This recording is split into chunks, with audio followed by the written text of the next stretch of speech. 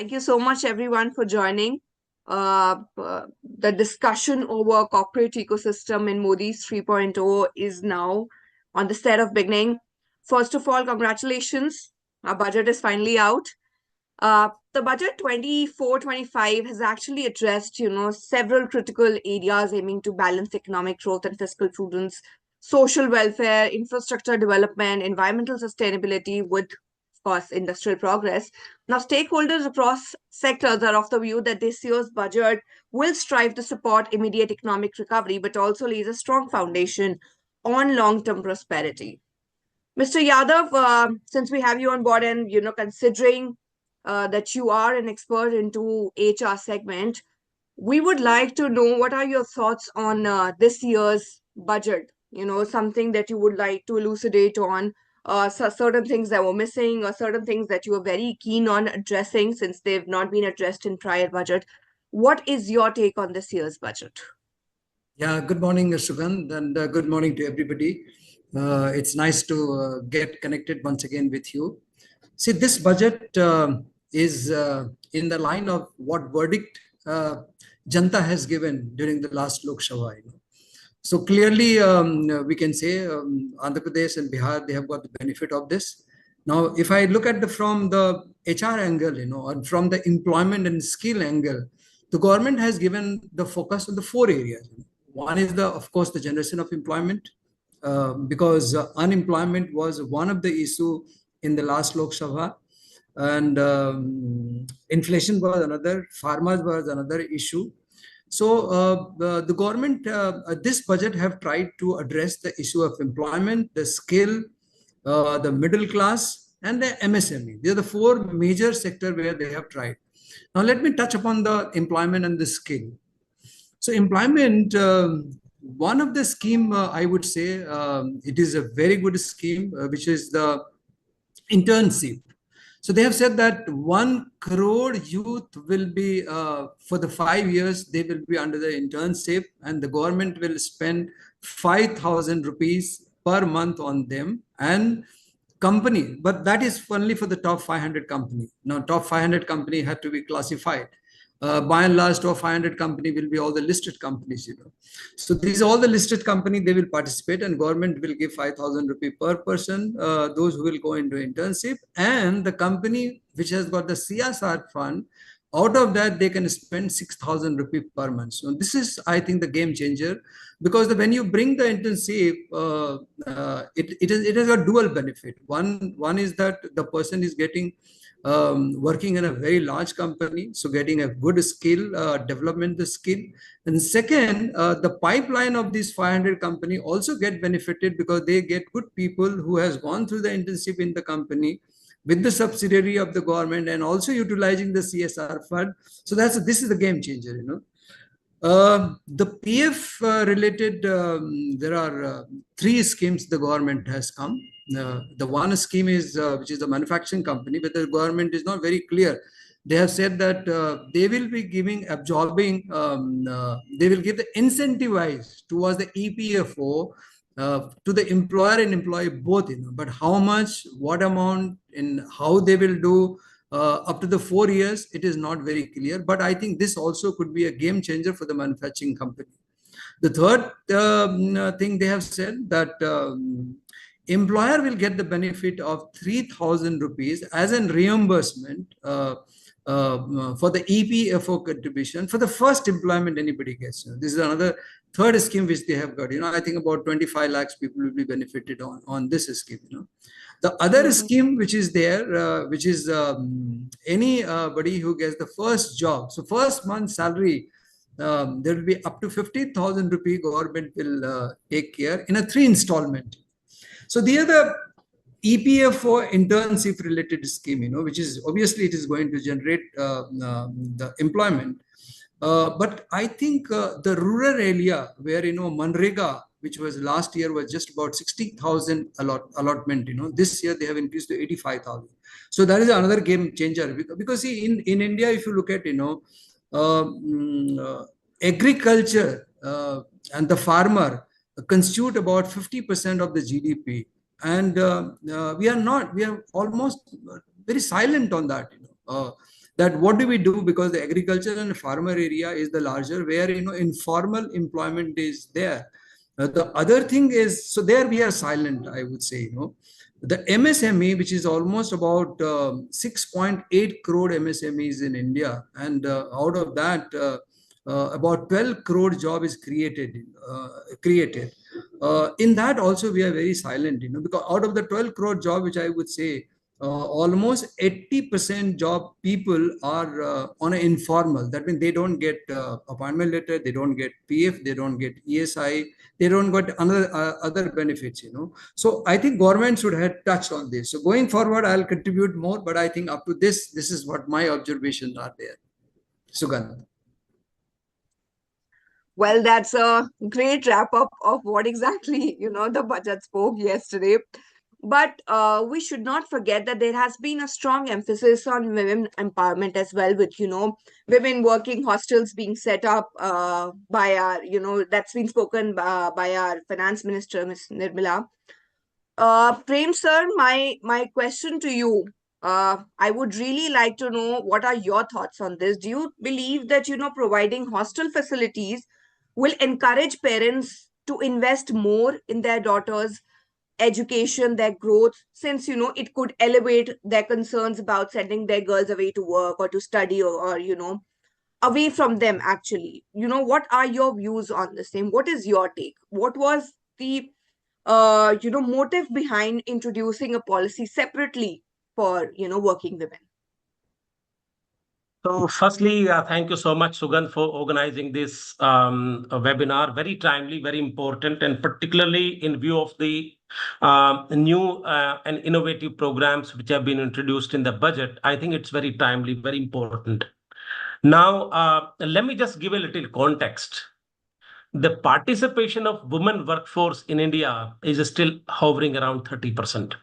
And that too, including the seasonal variations, which see a lot of peaks during certain period of time.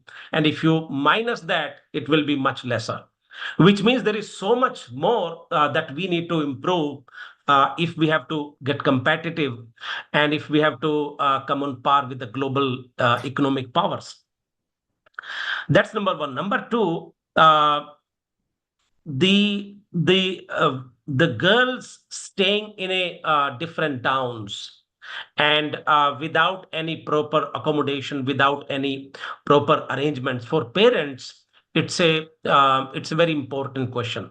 I recall when my daughter went for a coaching in a different city from Mumbai, we had to make a lot of arrangements for her for providing PG, etc. And it takes a lot of time. It takes a lot of. It's a concern. It's a serious concern. Now, let me just give you an example. YCWA hostels. Why are they so full? And why are they so popular in all the cities wherever they are? Because they are able to provide safe accommodation to the girls, and it takes away a lot of worries from the minds of parents. Therefore, summing up, to me as a parent, as a citizen of the country, I see this as a very welcome initiative.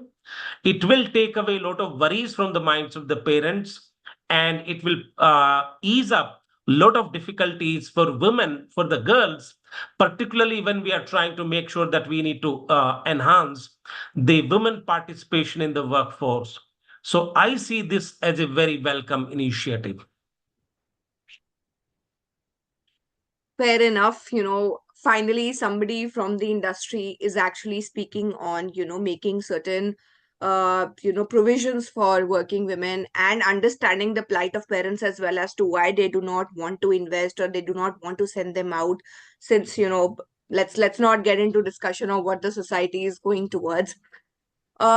But still, Mr. Rao, I have my next question, my next something that I want you to address. The incentives for job creation, is planning to scale 20 lakh youth over next 5 years, supporting for higher education loans and pushing women also in the workforce. Are we really moving towards a skill based economy? Is it something that is a directive or a provision from the government's end to actually state and prove that, now that we have provisions and we are moving towards a skill based economy, and then something that can be built in people's head that, now we are actually working towards it. What is your take on the same, or is it just another hoax or another policy just put in place for the name, but there is no action over how to actually plan to implement it? Definitely. First of all, thank you so much, Sugandh, organizing this. I got a great opportunity after a long time to meet with Prem sir as well. Thank you, Rajita and Yadavji, to participate in this one. See, in my point of view, definitely it's a great decision by the government moving on this. The reason why I'm saying this one is that today we face a lot of talent crunch in the hospitality sector. We don't have a skilled manpower. This dynamics changed the post-pandemic situations, because the way pandemic is impacted us, everybody, then post-pandemic, everybody, the mindset of the generation and team completely changed. And based on that, today, though we are working with a couple of NGOs, like maybe Eco Center, Samardhanam Trust, even some of the youth for jobs, like even society for disabled, which is there in the Bangalore as well. Okay, and but still we personally feel that definitely there is a huge talent crunch, and we always feel a lot of difficulty to hire, especially like some of the jobs like housekeeping, like bartending, some of the jobs like even reservations, we feel a lot of challenges, and even like skill based jobs like pastry, even bakery and confectionery and these areas. But definitely there is a huge crunch. But by giving incentives to the youth, definitely it's one of the best welcome decision by the government, where we'll be able to bridge the gap based on the requirements. And I also want to add, like as rightly said by Prem Singh sir, he said definitely in Indian women workforce is 30%, but in hospitality sector we feel way low. Right now, I think on average hospitality sector, we have at 16 to 18%. We don't have much women workforce available in in India.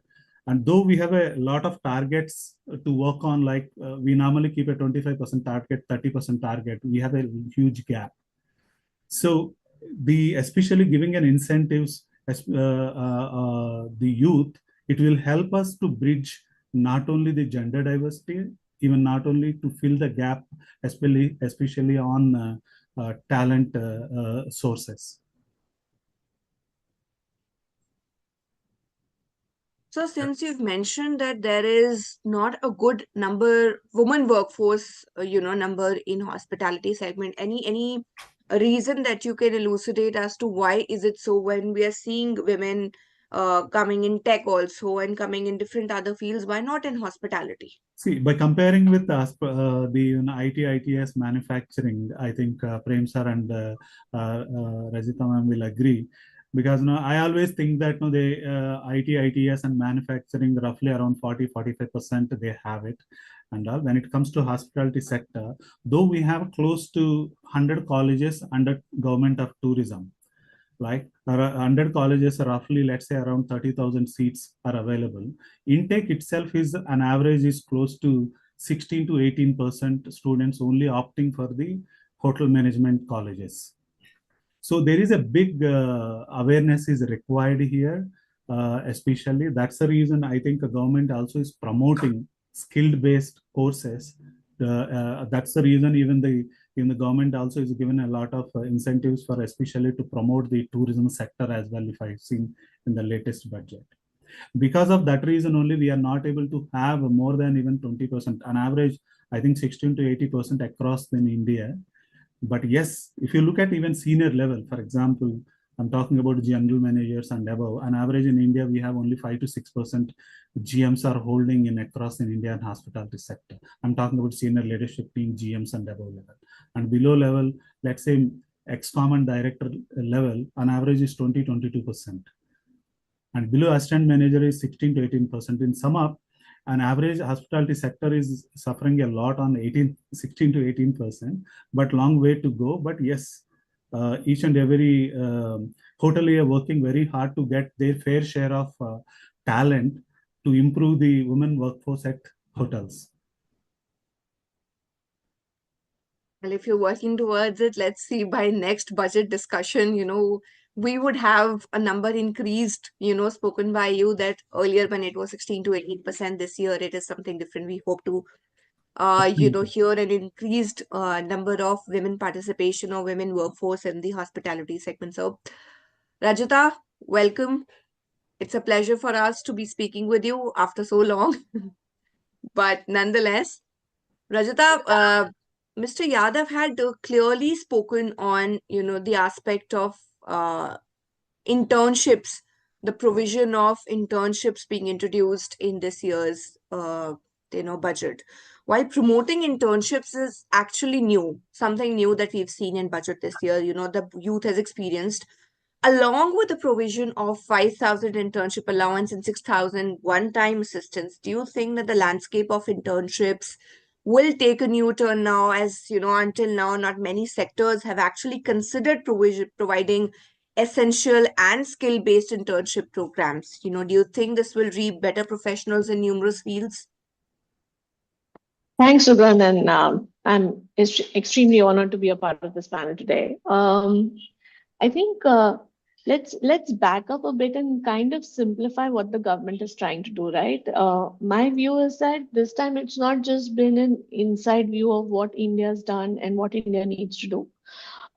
They have also looked at what's happened in other economies internationally, and then picked up what has worked the best over there, and kind of extrapolated that for India. So that, I think, is extremely commendable, from a which way the country wants to go and where we want to see, right? If we look at internships and how we essentially want how we want to promote internships, providing a financial allowance and a one-time assistance actually makes it more lucrative, and I will say it in Hindi. We are in India, our mentality is iske saath kya milega, ek ke saath ek free. So this is that, to capture that mentality ki bhai, we are giving you a financial allowance and a one-time assistance, which is going to be great. Essentially, what it's going to do is, one is it's going to have a lot of openness to accepting this, because it's providing financial support, and it's also encouraging participation. So that's the one thing that it's going to do. The second is that, the focus is on skill-based internships, right? So the quality of internship that comes out of it, with the formalization of this as a policy, companies are going to have a lot more focused emphasis on outcome-based programs rather than just doing programs for the heck of it. And this way, it's meaningful both for the government, three ways: the government, the companies, and the youth that's coming in. And if you talk of, how industry is going to engage, I think industry needs to align a lot more with academia to come up with programs of what's going to work. The third aspect is development of professional skills, right? There's going to be hands-on experience upfront, and then soft skills of professionalism as well. I still remember my first job, I came, this is not going to be college, right? Grow up, you've entered the corporate world. So internship, in a very beautiful way, gives you that year's buffer or 6 months buffer to understand how you're going to do and how you're going to transition into that. It's like, your dating period in that sense. If you look at, the fourth aspect is bridging the education and employment gap. I mean, this topic has been beaten to death, a couple of years, that I don't have 51% of the youth in India is not. Okay, कोई बात नहीं, but हम बोल लेंगे. So it is about,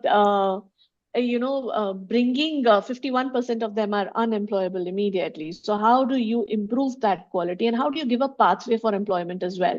Like Srinivas mentioned, that hospitality may, you don't have too many people. I think the most important is creating jobs. While you have the supply, how do you create meaningful jobs is what's going to be important. The last and most important on the internship aspect that I'd like to call out is long-term impact on professional standards. It's raising, the way we as a country are viewed as professionals with regards to innovation, productivity, and aligning with global practices as well. There's a lot that's spoken about the education system and why so many people from India, so many kids from India want to go out because the learning system is different. So this, in a way, actually complements it. And that's, I think this initiative has a lot of potential, and hopefully, if applied the right way, we should get where we want to get. Thank you so much, everyone, for your lovely inputs and your expertise that you've spoken on different aspects. Let's just, since we have time crunch and there is a lot more to discuss, but still, I would begin with, taking key takeaways from every one of you as to understand if we were to wrap up this session, if we were to, have a synopsis to it, what exactly would be the takeaways from each one of you? We could begin with Prem, sir. Something that you would want to lay emphasis on, and make people aware as to what exactly could be a picture 10 years from now, 4 years from now, 5 years from now. Sure.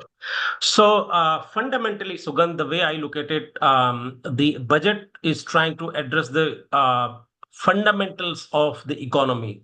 For example, it is addressing the rural sector by way of infrastructure spend, plus agriculture, because there is a lot of focus in trying to provide support to the farmer organizations for developing new varieties, high-yielding varieties. A lot of support on that front. On the urban side, there is a lot of focus on urban infrastructure, plus industries, both in manufacturing and service sector. Third, a very important focus, and rightly so, for youth, women, and the tribal communities, which so far have not been adequately focused. Fourth, there is a lot of focus on technology, for example, digital. There is a lot of focus on trying to upskill people, youth, making sure that the youth which is entering the workforce is adequately professionally skilled. The internship scheme that we spoke about is a very welcome step. Fourth, the MSME sector, which is responsible for generation of employment to the extent of 35-36%, and which is also responsible for about 24-25% of the GDP of the country, has been focused adequately. And I see this as a very welcome move, because until you address that as a key pillar, it's very difficult to move the economy of such a large country. Final, the youth, which is, again, I would like to emphasize it. Today, the workforce that we have, 17.5% of our population is in the age group of 15 years to 24 years. And this group, if we don't engage them meaningfully, we may end up with a serious social problem. So the skilling program, the internship program is therefore extremely important to make sure that we meaningfully engage this population. At the same time, we also upskill this workforce. That's all from my side. Thank you so much, sir. And mostly, I see you've summed up almost everything. So now we move on to Mr. Yadav. Please, I would request everyone to not take more than 30-40 seconds, since we are running short on time and we do have other panelists also waiting. I know the discussion is to go along because there is a lot to discuss, but still, please do not take more than 30 seconds. Okay, Sugandh, so I won't take more than 30 seconds. See, I think so far we have been more vocal on in terms of corporates, young people, MSME, and then this. But in coming 10 years, which I visualize, India landscape, 50% population is from the villages and the farmers and the agriculture. 50% of the GDP contribution is from the agriculture and the farmers.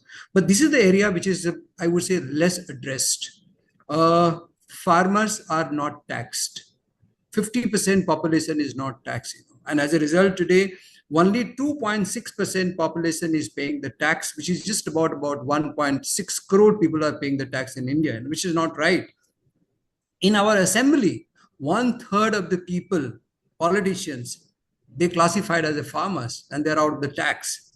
Even Shah Rukh Khan's daughter, Suhana, has termed her as a farmer by buying a land, and she's not paying the tax. And so going forward, in my opinion, government has to give importance in terms of creating the job among the farmers. Creating a job means already job is there, but I think formal job in the farmer area, which is not there because the larger number of people are informal. As a result, they don't get any PF, ESI, retirement benefits and advantage, and also the taxes are not coming from that area. So there's a few, I think the landscape is going to change in next 10 years. Mr. Srinivasa, what's your take on the same? Anything extra that you would want to add to it? Something that's already been spoken on? Exactly. Rightly said by Prem sir and Mr. Yadavji. Actually, in this budget, what we are looking at is there is an unemployment. Definitely, there is a talent crunch. And what we are looking at on opposite side is that, yes, we have a youth, and definitely to build the youth in terms of internships and to generate the employment. Right, I think we are in the right track of in the right way approach right at the moment. I think by looking at today, I think next 5 years and 5 to 10 years, definitely there is a chances of reducing the unemployment because we are focusing more on skill development and internship. And I personally feel definitely there is a huge reduction in unemployment. That's what I believe in that. Thank you so much, Mr. Srinivasa, for a very crunch and a mere addition to what's already been spoken on. Rajita, your turn. You actually have to see what what all key takeaways you can actually add to it, since we've spoken at length about everything and anything. I'm not going to repeat, and I'll take 15 seconds, okay? The budget for me this year is like roti, kapda, makan, back to basics. Okay. You're taking care of defense, you're taking care of employment for everybody, you're ensuring everybody has food, so everyone's taken care of. And I think it's a very well thought through one. Let's hope that we're able to execute and implement as well. Thank you so much for the most crisp synopsis that you've given, since you know that we've spoken about anything and everything. Thank you so much, all the panelists, for shelling out time and giving your valuable inputs to this discussion and making it a very meaningful one. We do have a lot of key takeaways from this. Let's see, when we discuss the next year's budget, we can actually say that something that was spoken and promised by the previous year's budget is, something that we've already moved on. Now there is a new road, new pathway, and hopefully by next year we'll have new additions to what is already being spoken on. Thank you so much, everyone. Lovely catching up with my HR. Thank you, everyone. Thank you. Thank you. Thank you so much, everyone. Thank you. Thank you.